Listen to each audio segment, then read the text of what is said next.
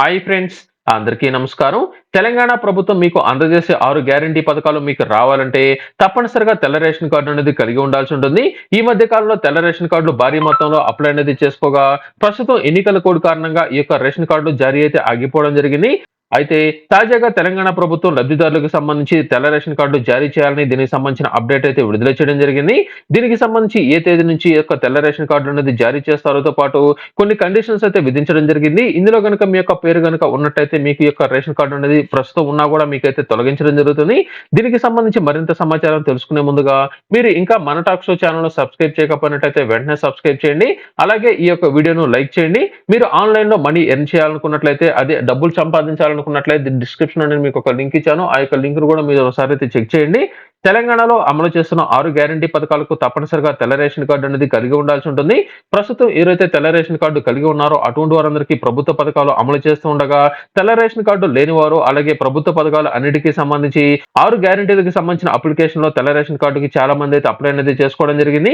గత ప్రభుత్వం హయాంలో తెల్ల రేషన్ కార్డు జారీ చేయకపోవడంతో ప్రస్తుతం చాలా మందికి ప్రభుత్వ పథకాలు లేవని, వీరందరికీ సంబంధించి ప్రభుత్వ పథకాలు అందజేసే విధంగా తెలంగాణ ప్రభుత్వం చర్యలైతే చేపట్టడం జరిగింది.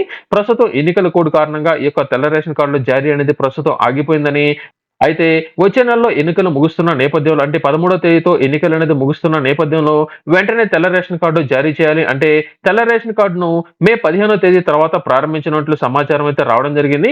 తెలంగాణ వ్యాప్తంగా కొత్త రేషన్ కార్డుల జారీని మే 15వ తేదీ తర్వాత ప్రారంభించినట్లు సమాచారం అయితే రావడం జరిగింది. అలాగే దీనికి సంబంధించి కొన్ని కండిషన్స్ అయితే పెట్టడం జరిగింది.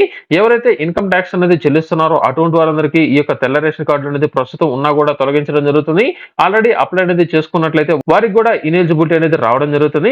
అలాగే ప్రభుత్వ ఉద్యోగులకు ఇంట్లో మీకు కారు అనేది ఉన్నా కూడా ఈ యొక్క రేషన్ కార్డు అనేది తొలగించబోతున్నట్లు సమాచారం రాగా, అలాగే మున్సిపల్ ప్రాంతాలు లేదా పట్టణ ప్రాంతాల్లో మీకు సొంత ఇల్లు గనుక ఉండి దీనికి సంబంధించిన డబుల్ బెడ్రూమ్ ఇలా ఏదైనా సరే పెద్ద మొత్తంలో ఇల్లు గనుక ఉన్నట్లయితే అటువంటి వారందరికీ కూడా ఈ యొక్క రేషన్ కార్డు అనేది తొలగించబోతున్నట్లు, ఈ యొక్క కండిషన్స్ కూడా ఉండే అవకాశం ఉన్నట్లు సమాచారం రావడం జరిగింది.